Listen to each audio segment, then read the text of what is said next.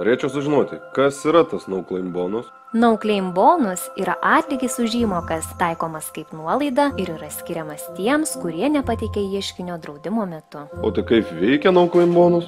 Kiekvienais metais esate apdraustas ir jei nepateikėte ieškinio, jūs uždirbate papildomus metus no claim bonus, tai yra nuolaida, kuri gali padaryti didelį kainos skirtumą jūsų automobilių draudimo įmokoms laikui bėgant. No claim bonus jūs užsitarnaujate, nesvarbu, ar draustumėtės visapusiškai, trečia dalimi ar gaisro ir vagystės polisu. Kuo ilgiau jūs esate apsidraudęs ir nepateikėte ieškinio, tuo aukštesnis bus ir jūsų no claim bonus lygis, tuo didesnė nuolaida bus taikoma ir jūsų draudimui.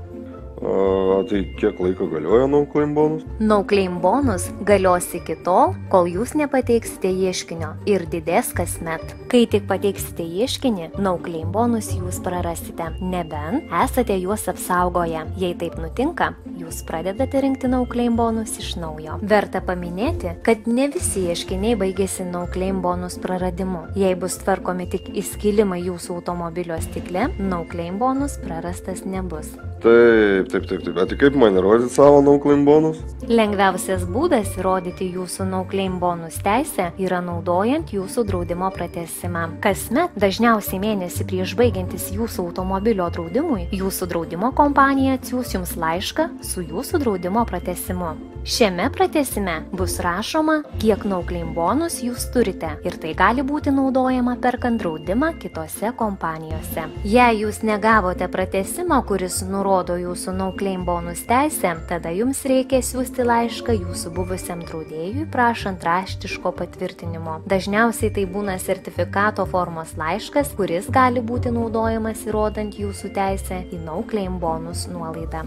Ar draudimo kompanijos tikrina no claim bonus? Taip, draudimo kompanijos reikalauja, kad jūs parodytumėte jūsų no claim bonus prieš taikant nuolaidą jūsų draudimui. Kompanija pasiteiraus jūsų buvusio draudimo pavadinimo ir jūsų poliso numerio tam, kad jūsų duomenis būtų galima patikrinti tiesiogiai. Jei jūs pirksite draudimą teigdami, kad turite no claim bonus, bet negalėsite to įrodyti, turėsite mokėti pilną kainą ir galite būti baudžiami už klaidingą informaciją. Be to, gali būti neišmokamas draudimo ieškinys.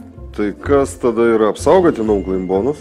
Apsaugoti no claim bonus reiškia įmokėti nedidelę sumą prie jūsų draudimo, kad išsaugotumėte turimą no claim bonus nuolaidą, netgi tuo atveju, kai pateikėte ieškinį. Tačiau dauguma apsaugotų no claim bonus bus apsaugoti tik 1 ar 2 kartus per metus, neprarandant jūsų no claim bonusų. Ar man pačiam apsaugoti no claim bonus? Tai priklausys nuo jūsų. Mokestis už no claim bonus reikš, kad jūs turėsite mokėti daugiau už jūsų draudimą. Dėl nuolaidų iki 70% verta pagalvoti, ar jums apsimokės prarasti no claim bonus, jeigu reikės pateikti ieškinį. Verta apsaugoti jūsų no claim bonus ar ne, priklauso nuo claim bonus skaičiaus, kurį jūs turite ir ar verta už tai mokėti papildomai.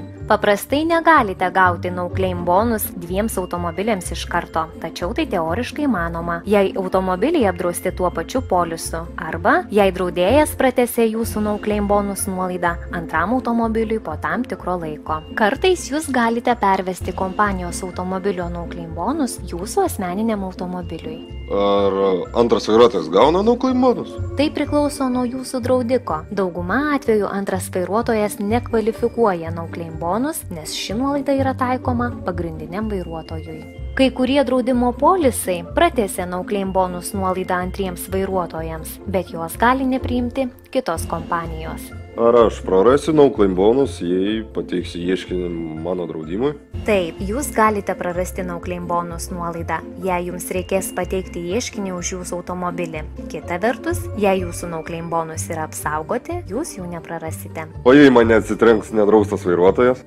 Tai priklauso nuo jūsų poliso. Kai kurie draudėjai apsaugos jūsų no claim bonus nuolaidą, jei susidursite su neapdraustu vairuotoju, bet dauguma ne. Tai reiškia, kad jei jums reikia pateikti ieškinį už neapdrausto vairuotojo žalą, jūs galite prarasti no claim bonus nuolaidą, jei nesate jos apsaugoję. O tarkim už priekinio stiklo remontą? Tvarkant nedidelius įskilimus, jūsų no claim bonus nuolaida nebus paveikta, jei jūs naudositės pripažintomis priekinio stiklo remonto paslaugomis. Tačiau jei jūsų stiklas stipriai apgadintas ir jį reikia keisti, tai nebus laikoma automobilio aptarnavimu ir bus įskaitomas kaip ieškinys. O jei patekau į avariją ne dėl savo kalties? Tai priklauso nuo to, ar jūsų draudimas galės sugrąžinti išlaidas iš kito vairuotojo dalyvavusio avarijoje. Jei kita pusė pripažįsta kaltę ir jų draudimas sumoka remonto išlaidas, jūsų draudimas ir no claim bonus liks nepaveikti. Tačiau jei jums reikia pateikti ieškinį jūsų draudimo kompanijai, tai gali padaryti įtaką jūsų no claim bonus nuolaidai. O tarkim, jei vairuotojas padarys avariją polisu mano vardu? Vėlgi tai priklauso nuo jūsų draudimo poliso, bet dažniausiai jūs prarasite no claim bonus nuolaidą, jei jums reikia pateikti ieškinį už antrą vairuotoją. Jei jūs esate antras vairuotojas su polisu, kuris leidžia pelnyti no claim bonus ir jei poliso savininkas patektų į autoįvykį, tai taip pat turėtų įtakos jūsų nuolaidai.